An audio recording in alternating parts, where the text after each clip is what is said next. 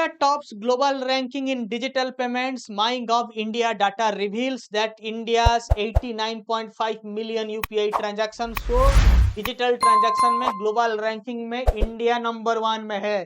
चलो किसी चीज में तो नंबर 1 है पॉपुलेशन के अलावा। India has emerged as the global leader in digital payments for the year 2022 according to a data from MyGov India. The country accounted for 46% of global real-time payments, surpassing the combined digital transactions of the next 4 top countries. With 89.5 million digital transactions during the year, India showcased the strength and acceptance of its payment ecosystem.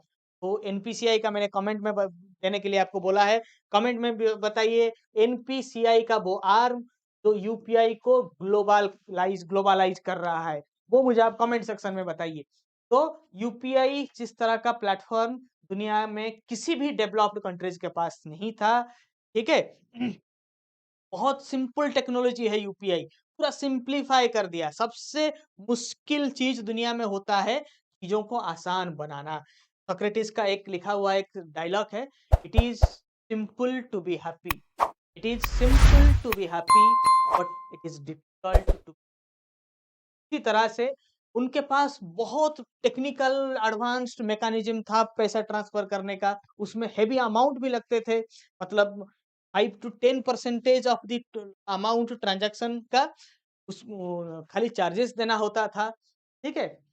तो India ने एक बहुत ही सरल उपाय, phone number two phone number या फिर किसी unique address को, ठीक है, पैसा भेजने का ये जुगाड़ लगाया।